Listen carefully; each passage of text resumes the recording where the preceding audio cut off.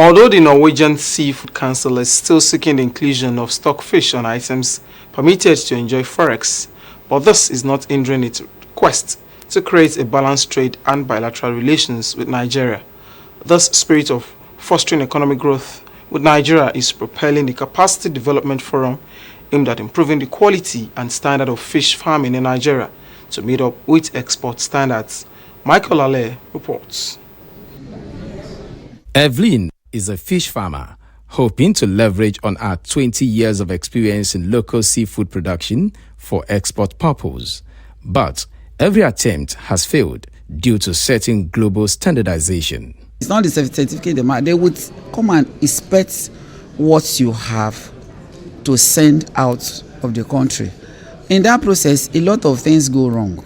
Nigeria is the second largest importer of Norwegian seafood, but sadly its brand of fish, which is the tilapia and catfish, are still begging for international recognition.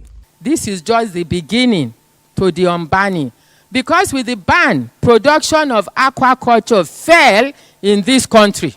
It fell because the farmers didn't have incentive of getting the export market. The Norwegian Seafood Council in putting this forum together to help scale up the capacity of local seafood producers is driven by the basic principle that trade and bilateral relations thrive where barriers are eliminated. We estimate that we will continue to export our stockfish that is loved in Nigeria.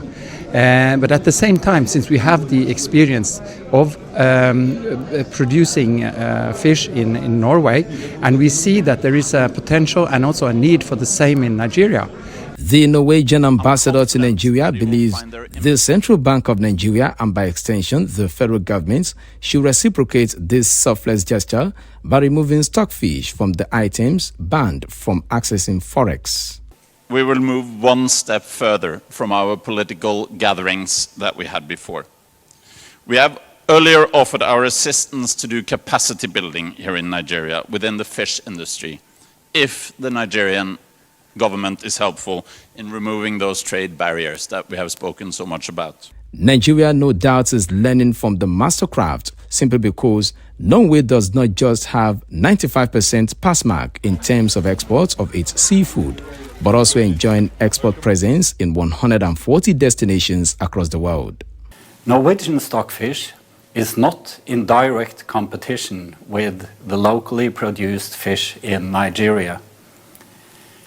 Second, the volume imported each year is low compared to other imported fish products. The Minister of Agriculture, in his message, lauded the initiative because it identifies with government's roadmap to support the Zero Reject Export Plan for fishery products. The Minister also mentioned that there's that imbalance in trade relationship, and that's why the capacity building is being organized for us to see what are those areas that we are having issues with export of our farm fish product. And the Central Bank is also here to look at those things, the listing of the trade barrier between the stockfish, farm fish in Norway, and also the tilapia that we have in Nigeria. We are interested in financing fish because it's part of our focal points. We have been able to scope and establish the several components of the value chain of the fisheries and aquaculture.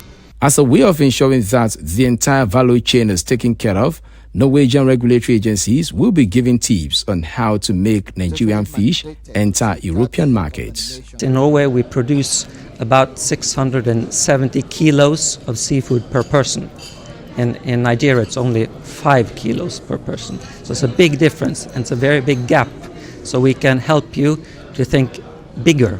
Reciprocating by returning stockfish on the list of items to enjoy forex support. In Lagos, Michael Alaleye, NT News. You're still watching NT News. At this hour, another break beckons. The news will be right back.